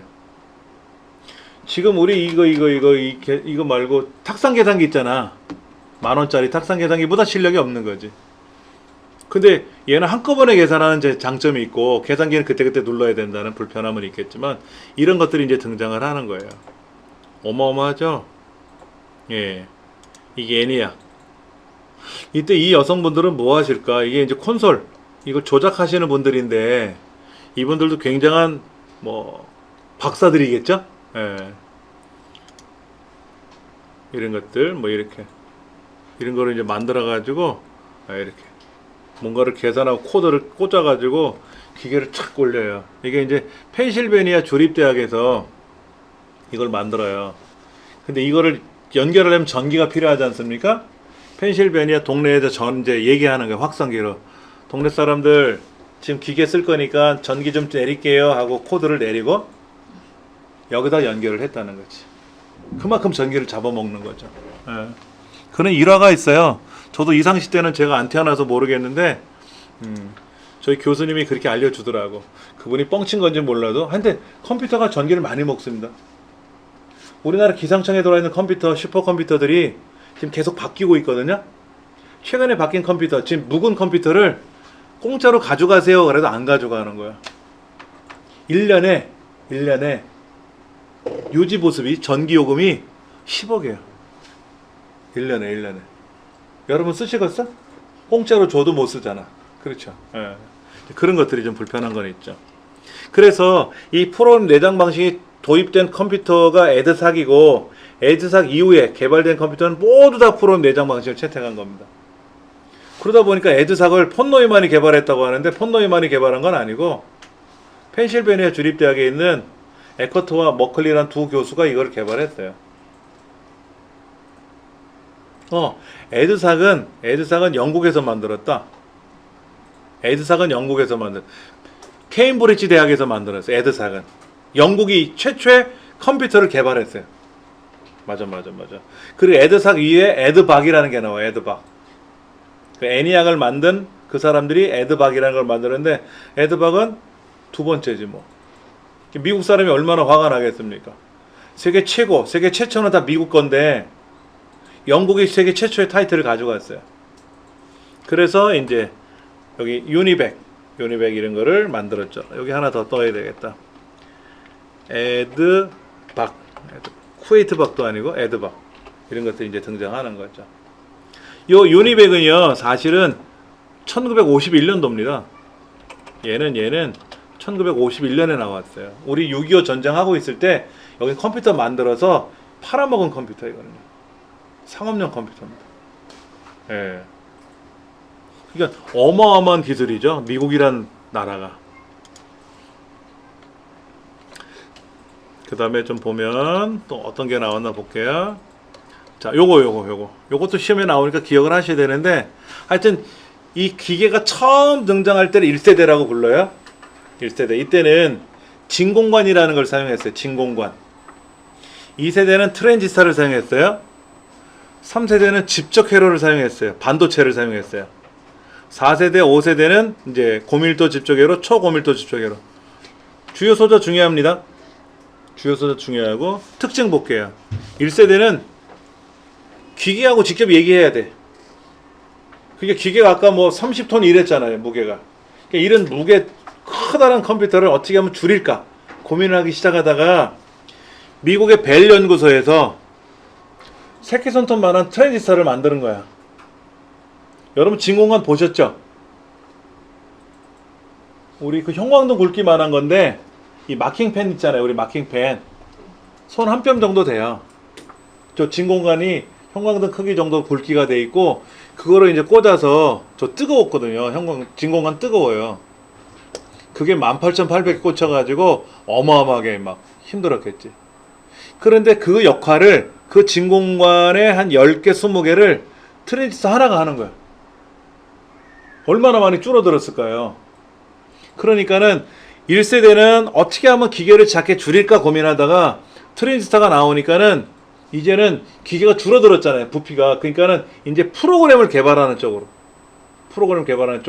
그래서 고급 언어, 뭐 코볼, 포트란 이런 언어들이 등장하고 이런 운영체제들이 뭐 우리 컴퓨터 말하면 윈도우 같은 거죠. 그렇죠? 이제 이런 것들이 만들어지기 시작한 거죠. 그리고 이제 3세대는 반도체가 들어가니까 더 작아졌죠. 그러니까 이제는 하드웨어도 굉장히 작아졌고 성능 좋아졌고 프로그램도 많이 개발되니까 이거를 어떻게 활용할 건가? 거기에 이제 치중을 한 거고요. 그 다음에 이제 4세대는 그 반도체를 더 밀도를 높여가지고 더 작게 만들었어요. 그래서 PC가 등장합니다. PC. 마이크로 프로세서가 개발돼요. 마이크로 프로세서 설명 따로 드릴 겁니다. 그래서 5세대는 인공지능, 인터넷 뭐 이런 것들이 이제 등장한다는 얘기죠. 스몰 스케일 IC, 스몰 스케일. 이거는 미디움 스케일, 이건 라지 스케일, 베리 라지 스케일. 스케일이 작다는 얘기죠. IC는 반도체라는 얘기인데 울트라 라지. 그럼 이 다음은 뭘까? 슈퍼 울트라 라지인가? 2X 라지, 3X 라지도 아니고 이렇게 뭐 베리 라지, 울트라 라지 이런 말들이 들어갔다. 이건 스몰이고, 이건 미디움이고, 이건 라지고, 이거는 베리 라지고, 이건 울트라 라지고 뭐 이런 정도로만 기억하시면 될 것 같은데요. 말뜻 자체도 헷갈리고 어려워요. 뭔 말인지 그게. 문제는 뭐라고 써있나 보세요. 5세대 컴퓨터의 특징은 뭐예요? 지금 인공지능.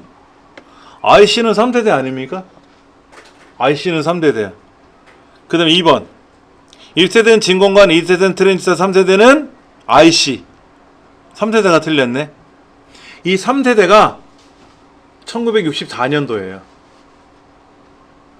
이때 미국에서 IBM이라는 기업이 IBM 360이라는 슈퍼컴퓨터를 만들어내요. 360. 360도 다 할 수 있다. 그리고 그 다음 그 몇 년 후인가 370이 나옵니다. 370이 나와요. 360보다 좀 더 성능이 좋아진 거죠. 그걸 제가 80년대 대학에서 그걸 배웠어요. 64년도, 65년도에 나온 컴퓨터 기술을 80년도에 가서 제가 배웠어요. 웃기는 거죠. 20년 지난 다음에 우리나라에서 대학에서 그걸 가르치더라고.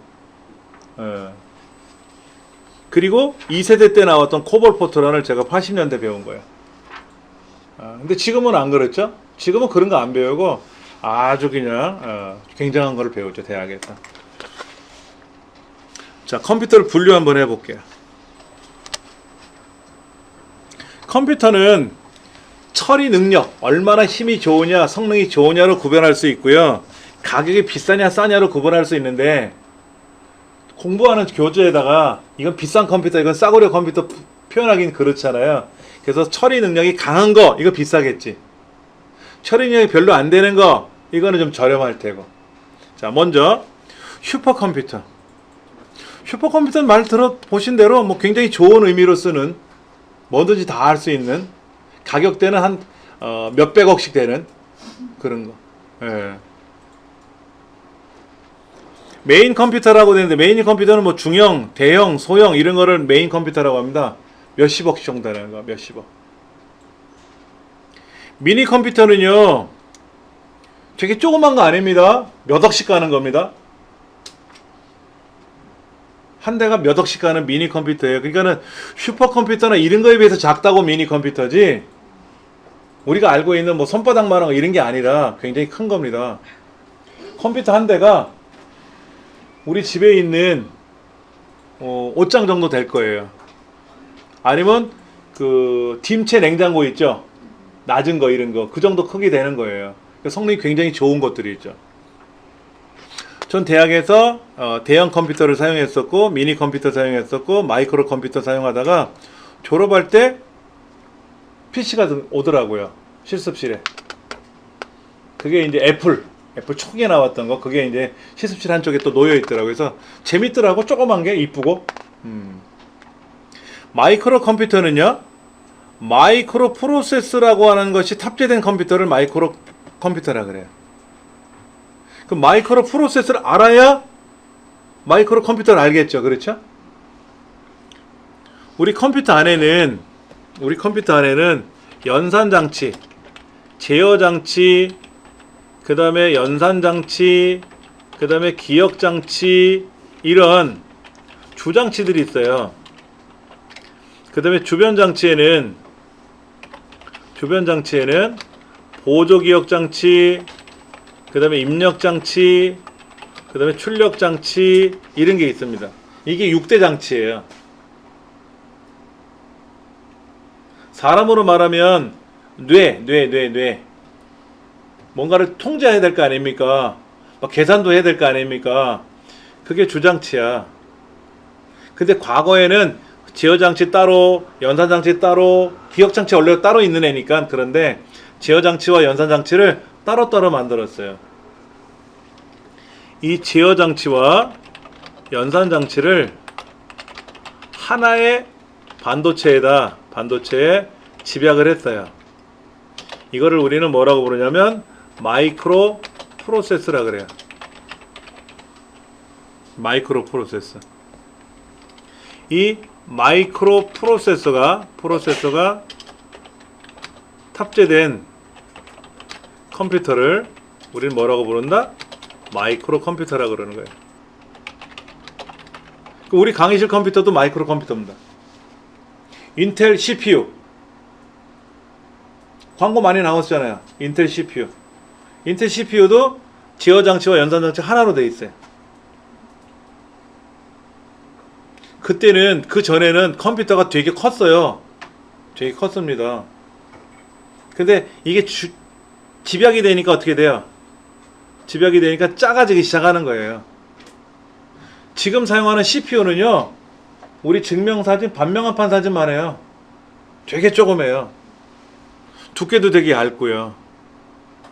그래서 이런 마이크로 프로세스를 마이크로 프로세스 유니트라고 하는 건데, 마이크로 프로세스 유니트, 이거를 사용하는 컴퓨터인데 주로 클라이언트 역할을 하는데, 클라이언트가 뭡니까? 손님. 내가 식당에 가면 내가 손님이고 서빙해주는 사람이 서버잖아요. 그렇죠? 우리가 네이버에 접속해서 우리가 궁금한 건 물어보죠. 그럼 네이버 컴퓨터는 서버 컴퓨터, 우리 컴퓨터는 클라이언트 컴퓨터. 워크스테이션은 일반 컴퓨터 중에서도 성능이 좋은 거를 워크스테이션이라 그래요. 과거에 삼보에서 워크스테이션 386이 나왔는데 1700만 원 했었어요. 지금 여기 있는 컴퓨터보다 못해. 요즘 컴퓨터는 원체 좋아요. 성능이 좋고. 데스크탑은 뭐죠? 책상 위에 올려놓는 거죠. 랩탑은 랩탑, 무릎에 올려놓는 거죠. 팜탑은 손바닥에 올려놓는 거죠. 이거 휴대용이라고 하죠. 휴대용. 노트북은 어느 회사에서 노트북처럼 만든 컴퓨터를 하나 만들었어요. 랩탑, 무릎에 올려놓고 쓰는 컴퓨터를 만들어 놓고 노트북이에요 라고 이렇게 광고를 붙인 거야. 그 상품 이름이 노트북이에요. 그렇게 생긴 게 노트북이 아니라 그 상품 이름이 노트북이야. 그런데 그 다음부터는 그렇게 생긴 걸 다 노트북이라고 부른 거지. 여러분 인라인 스케이트 아시죠? 원래 명칭은 뭔지 아세요? 롤러 스케이트예요. 바퀴 달린 스케이트란 얘기지. 근데 일자로 만들었잖아. 그래서 인라인이라고 부른 거야. 그 회사에서 만든 그 스케이트만 인라인이야. 근데 그렇게 생겨 다 인라인이라고 부르잖아. 아니지. 이렇게. 워크스테이션은 RISC 이거 하지 마세요. RISC도 있고요. CISC도 있어요. RISC, CISC. 그런데 이게 RISC는 서버용으로 사용하고 고성능으로 사용하고, CISC는 클라이언트용으로 사용하고, 이렇게 이제 시험에 나왔는데, 요즘은요 RISC를 우리 컴퓨터 PC에도 꽂아요. 이 경계가 사라진 지가 오래됐습니다. 그래서 예전에 이거를 가지고 시험에 냈다가 난리 났었어요. 수감자가 이의를 제기했는데 이겼죠. 하여튼 워크스테이션은 성능이 좋은 거다. 데스크탑은 책상에다 올려놓는 거다. 랩탑은 무릎 위에 올려놓는 거다. 팜탑은 손에다 올려놓는 거다. 이렇게 랩탑. 노트북은 아니야. 노트북 잘못됐어. 노트북은 랩탑 중에 하나야. 팜탑은 손 위에다 올려놓는 거. 이 출판사가 이렇게 책을 만드니 안 되지. 이게 말이 안 되는 거죠.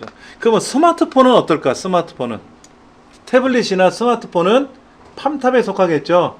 손에 돌려놓고 쓰는 거니까 그런 거라고 보시면 되죠. 예. 웨어러블 입는 거. 요즘은요 웨어러블 컴퓨터들이 많은데 특히 그 뭐더라? 이 옷 같은 데다 뭐 칩을 붙여놔요.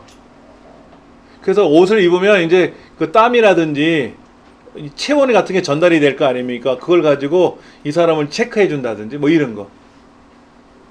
뭐 등짝에다는 모니터를 붙이고 이런 건 아니고 많이들 나와 있죠. 그다음에 그 시각장애인이 쓰는 안경 혹시 보셨어요? 시각장애인용 안경이 있는데 안경 옆에 렌즈가 있어요. 카메라 렌즈가. 그리고 이것이 핸드폰으로 연결돼. 그래서 시각장애인이 걸어가는데 저쪽에 누가 와. 그러면 여기에서 이어폰으로 아무개 부장님 하고 알려줘. 미리 그걸 연결해 놓은 거죠. 그러면 저쪽에 부장님 안녕하세요 부장님 하고 인사는 저 사람 시각장애인이라 그랬는데 나를 알아보네. 이런 거지. 슈퍼에 가서 이렇게 보면 우유를 보면 이게 우유인지 음료수인지 모르니까 안경으로 갖다 대면 카메라를 집힐 거 아닙니까? 그럼 이거는 서울우유, 이거는 무슨 우유 하고 알려주는 거지. 이런 거. 그게 웨어러블 컴퓨터예요. 뭐 본체 모니터 키보드를 몸에다 부착시키는 게 아니라 그렇게도 사용할 수 있다는 얘기죠.